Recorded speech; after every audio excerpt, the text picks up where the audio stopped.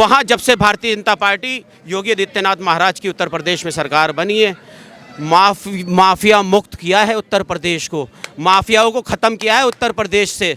आज हमारी बहन बेटियां उत्तर प्रदेश के अंदर सुरक्षित हैं। वो हमारी बहन बेटी एक एक 2-2 बजे 3-3 बजे वहाँ से निकल कर जाती हैं। वहाँ बहन बेटियों को सुरक्षित करने का काम किया है, वहाँ व्यापारियों को सुरक्षित करने का काम किया है योगी आदित्यनाथ महाराज ने। वहाँ पूरे प्रदेश को सुरक्षित करने का काम किया है।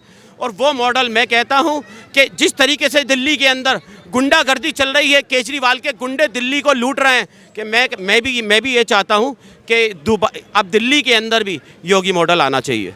ये वही केजरीवाल हमदर्द है, ये कहता है कि मुसलमानों का मैं हमदर्द हूँ, हितैषी हूँ।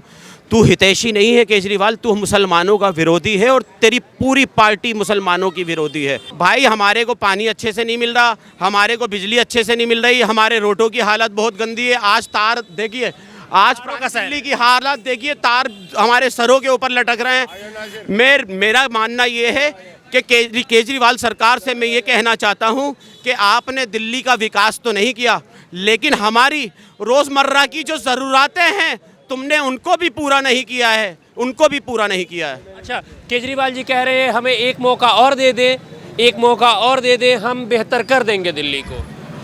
अब एक मौका तो इनको छोड़ दीजिए, अब ये बोरिया बिस्तरा उठाएं अपना और अपने अपने घर को निकल लें, क्योंकि इस बार मौका दिल्ली का मुसलमान, इस बार मौका नरेंद्र मोदी जी की सरकार को देगा और दिल्ली के अंदर डबल इंजन की सरकार चलेगी। केजरीवाल में हम ही जानते केजरीवाल का कोई चीज नहीं है, ना उसमें डॉक्टर है ना उसमें दवाइयाँ हैं। क्या नाम हुआ आपका? फैजान, मोहम्मद फैजान। फैजान भाई, क्या लग रहा है, आप तो युवा हैं, युवाओं के रोजगार के लिए केजरीवाल जी ने क्या करा है? थोड़ा आगे आके बोले। भाई कुछ नहीं करा, दिल्ली के अंदर कुछ नहीं करा। हमने तो मन बना लिया है, हमने मन बना लिया बिल्कुल इस बार बीजेपी को ही वोट देना है। साहब क्या लग रहा है, दिल्ली लंदन पेरिस बनी या नहीं बनी? ऐसा कुछ भी नहीं है, ये सब जो है सारा ही बेईमानी का काम है इनका, केजरीवाल का। जैसे बिजली इन्होंने फ्री दी, इन्होंने कमर्शियल पे रेट बढ़ा दिए। कमर्शियल पे आवाज़ अपनी तेज कर लें सर, थोड़ा खाना खा के आए हो तो। इन्होंने कमर्शियल पे रेट बढ़ा दिए। अब कमर्शियल वाले वो पैसा दे रहे हैं, डोमेस्टिक या फ्री दे रहे हैं, तो इन्होंने फ्री किसे दिया? मैन्युफैक्चरिंग वाले को लूट के इन्होंने घर को फ्री दे रहे हैं। 200 यूनिट फ्री दे दी तो बाद में दूसरी जगह से तो कमा रहे हैं, उस पर रेट बढ़ा दिया। भाई कमर्शियल वालों की तो जिंदगी खराब कर रखी है सरफराज भाई, आप बिल्कुल सही कह रहे हैं। लेकिन 200 यूनिट जो आप कह रहे हो ना कि 200 यूनिट फ्री, वो 200 यूनिट फ्री नहीं है भाई। 201 होते ही 400 का चार्ज करते हैं और 400 के बाद पूरा बिल का पैसे लेते हैं ये लोग। तो दिल्ली की जनता को तो इन्होंने बेवकूफ़ और गुमराह कर रखा है। अब आ जाओ दिल्ली के अंदर विकास किस चीज़ को कहते हैं? विकास नाम जो है इनको लेना तो आ गया, दिल्ली को विनाश की कगार के ऊपर ले गए हैं। ये विकास कहते हैं कि दिल्ली के अंदर मुझे एक नया कॉलेज बताओ, दिल्ली के अंदर केजरीवाल सरकार ने बनाया है। दिल्ली के अंदर नया स्कूल बताओ अगर केजरीवाल ने बनाया है। दिल्ली के अंदर नया हॉस्पिटल बताओ अगर केजरीवाल सरकार ने बनाया है। दिल्ली के अंदर कोई नया फ्लाईओवर केजरीवाल सरकार ने बनाया है तो मुझे वो बताओ। दिल्ली के अंदर कोई नए रोड बने हैं तो मेरे को वो बताओ। भाई साहब काफ़ी परेशान, मेरी बात सुनिए, इसको कहते हैं विकास। और अब आ जाओ जो विकास कहते हैं, भाई हमारे को पानी अच्छे से नहीं मिल रहा, हमारे को बिजली अच्छे से नहीं मिल रही, हमारे रोडों की हालत बहुत गंदी है। आज तार देखिए, आज दिल्ली की हालत देखिए, तार हमारे सरों के ऊपर लटक रहे हैं। मेरा मानना ये है कि केजरीवाल सरकार से मैं ये कहना चाहता हूँ कि आपने दिल्ली का विकास तो नहीं किया, लेकिन हमारी रोज़मर्रा की जो ज़रूरतें हैं तुमने उनको भी पूरा नहीं किया है, उनको भी पूरा नहीं किया है। अच्छा, केजरीवाल जी कह रहे हैं हमें एक मौका और दे दे, एक मौका और दे दे, हम बेहतर कर देंगे दिल्ली को। अब एक मौका तो इनको छोड़ दीजिए, अब ये बोरिया बिस्तरा उठाएं अपना और अपने अपने घर को निकल लें, क्योंकि इस बार मौका दिल्ली का मुसलमान, इस बार मौका नरेंद्र मोदी जी की सरकार को देगा और दिल्ली के अंदर डबल इंजन की सरकार चलेगी। केजरीवाल जी कह रहे हैं कि हमारी सरकार 8 को वापस आ रही है, जनता हमें पसंद कर रही है। 8 तारीख को भारतीय जनता पार्टी की सरकार दिल्ली के अंदर आ रही है और आज लिख लो, आज 40 से 45 सीटें भारतीय जनता पार्टी की दिल्ली के अंदर आ रही है। और 8 तारीख से लेकर 15 तारीख के बीच तक केजरीवाल और केजरीवाल के वो निकम्मे विधायक और वो कैबिनेट मिनिस्टर दोबारा से जेल जाने की तैयारी कर लें, क्योंकि इनके ऊपर जो एलिगेशन लगे थे वो सारे प्रूफ हुए हैं। होम मिनिस्ट्री से सारी एजेंसियों को जो है क्या नाम है ग्रीन सिग्नल मिल चुका है। इनके लिए इंक्वायरी दोबारा से सेटअप होगी। दिल्ली के अंदर अगर माफिया राज की बात की जाए तो माफिया राज है दिल्ली के अंदर आज मौजूद? दिल्ली के अंदर माफिया राज, दिल्ली के अंदर जो है ना आज माफियाओं ने घेर रखा है। आज माफिया कहाँ कहाँ घुसे हुए हैं मैं बता देता हूँ आपको। आज दिल्ली के अंदर माफियाओं ने आज पूरी एमसीडी को घेर रखा है। माफियाओं ने, बिल्डर माफियाओं ने पूरी दिल्ली की एमसीडी को घेर रखा है। और आज जो है आज इन्हीं के लोग दिल्ली के अंदर अवैध निर्माण कराते हैं और उनसे पैसे वसूल करते हैं। और आज अगर एक गरीब आदमी अगर 10-5 लाख रुपए लेके बेचारा अपने इकट्ठे करके अपना घर बनाने की कोशिश करता है तो कॉरपोरेटर का फ़ोन आ जाता है उसके पास कि मेरे से मिल लो आकर और इस काम को रोक दो, मेरे से मिलने के बाद काम शुरू करना। अब उससे 1-2 लाख रुपए की इनके आम आदमी पार्टी के कॉरपोरेटर डिमांड करते हैं। वो गरीब आदमी जिसने अपनी पूरी ज़िंदगी की जमा पूंजी वो 2-5-7 लाख रुपए, अरे ठगो, तुम्हारे को अगर 1-2 लाख दे देगा तो उसके घर के उसकी झोंपड़ी पे छत कैसे ढकी जाएगी, मैं ये कहना चाहता हूँ। और दूसरी चीज़, आ जाओ ये दिल्ली के अंदर इसके जितने भी विधायक हैं सारे करप्ट विधायक हैं। जैसे कट्टर ईमानदार की पार्टी बताते हैं। ईमानदार मनोज सिसोदिया, सत्येंद्र जैन, संजय सिंह, सारे चोर जेल गए थे, याद है आपको। और भारत देश के अंदर मैंने पहली बार देखा कि एक ऑन द सीट दिल्ली का सीएम जेल जाता है चोरी के केस में, शराब चोरी के केस में, शराब घोटाले के केस में। अभी मैं एक वक्त मैं अभी पैसे लाऊं ये बिजली का बिल जमा करने के लिए, देखो उधार करके ले जा रहा हूँ पैसे। क्या नाम हुआ आपका? नासिर खान। नासिर भाई, ये कहा मतलब कितने बिजली बिल आए हैं? जमा कर रहा हूँ मैं, क्या डीजल चल रही है 6,000 रुपये का बिल आया हुआ है। आप गलत जगह पे जा रहे हैं। दिल्ली के अंदर बिजली मुफ्त है। कौन कह रहा है जी, बता दो मुझे, कौन कह रहा है? केजरीवाल जी कह रहे हैं। बे केजरीवाल तो दुनिया का झूठा इंसान है, कट्टर ईमानदार पार्टी है, फिर भी वोट मुझे दो। उसको चाहिए किसी डिस्पेंसरी में दिखाई मैंने अपने आपको, जहाँ दवाइयाँ भी नहीं है। दवाइयाँ भी नहीं है? हाँ, वो खुद अपना इलाज तो करा नहीं सकता। हमारा खत्म हो इलाज कैसे कराएगा वो? खत्म हो गई उनकी। अरे अभी नहीं हुई, अब वो दमा होने वाला है उसको, आज तक होने वाला है। हाँ दमा होने वाला है। वो लोगों देखो मैं किसे लाऊं बिल जमा करने के लिए। कितने रुपए हैं? ये 7,000 का बिल आया हुआ है, बड़े मुश्किल में 5,000 रुपये लेके आओ इकट्ठे करके। यही माफ कराएंगे? कहाँ से करूँ मैं? इलेक्शन के वक्त पे माफ नहीं करा उन्होंने? कहाँ करा माफ? वो तो लोगों नंबर ले लेके कह रहे किस रुपये मिलेंगे, वो डाटा बना के बेचेंगे ना इलेक्शन के बाद में। सरकार तो उन्हीं का है ना अभी। कहाँ है सरकार उनकी? अब केजरीवाल जी की तो अभी है ना। आचार संहिता लग चुकी है। कौन है केजरीवाल? हम ही जानते केजरीवाल का। भाई साहब मैं बताता हूँ तुम्हारे को। अच्छा, माफिया राज की बात हम कर रहे थे। एक वक्त में यूपी में हम देखते थे माफिया राज देखते थे। यूपी के अंदर योगी की गवर्नमेंट आई एक और उनका ये स्टेटमेंट आया कि हाँ भाई हम यूपी के अंदर माफियाओं को मिट्टी में मिला देंगे। और आज देखते हैं कि यूपी में कुछ हद तक माफिया मिट्टी में मिल गए। तो क्या लगता है दिल्ली में योगी जैसा मॉडल अप्लाई होना चाहिए?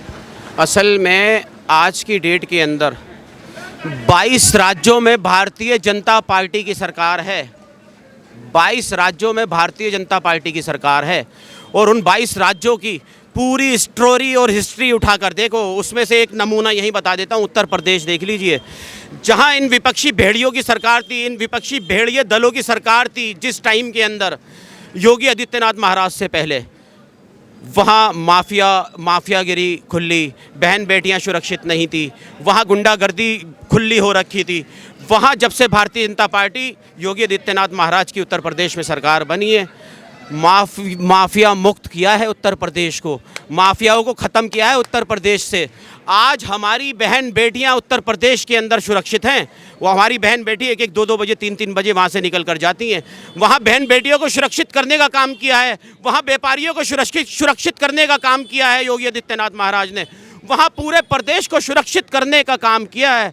और वो मॉडल मैं कहता हूँ कि जिस तरीके से दिल्ली के अंदर गुंडागर्दी चल रही है, केजरीवाल के गुंडे दिल्ली को लूट रहे हैं, कि मैं भी ये चाहता हूँ कि अब दिल्ली के अंदर भी योगी मॉडल आना चाहिए। अच्छा, बेहतर नेता कौन, योगी आदित्यनाथ या केजरीवाल? अरे आदित्यनाथ महाराज को इस चोर उचक्के में कहाँ मिला रहे हो? वो संत आदमी हैं, वो पूरे देश के लिए सोच रहा है। उत्तर प्रदेश में बैठकर भी पूरे देश के लिए सोच रहा है वो शख्स। आप मुस्लिम समाज से आते हैं, लोग कहते हैं कि योगी आदित्यनाथ या बीजेपी जो है वो हिंदू मुस्लिम की राजनीति करती है। आपको कहाँ तक लगता है, क्या लगता है? 2014 के बाद हिंदू मुस्लिम एक राइट नहीं है हमारे देश के अंदर। 1947 से लेके 2014 तक 8,186 राइट थे। सरकार किसकी थी? कांग्रेस की सरकार और अन्य दूसरे स्टेटों में अन्य विपक्षी दलों की सरकारें थी। ठीक है, तो 8,186 राइट जो हैं वो भारतीय जनता पार्टी ने थोड़ी कराएं। भारतीय जनता पार्टी तो 10 साल 11 साल इस बार रही है, 5 साल रही है, 13 महीने रही है। पिछले 55-60 साल जो हुकूमत करी है वो क्या नाम है इसका, कांग्रेस पार्टी और अन्य विपक्षी दलों ने ही तो की है।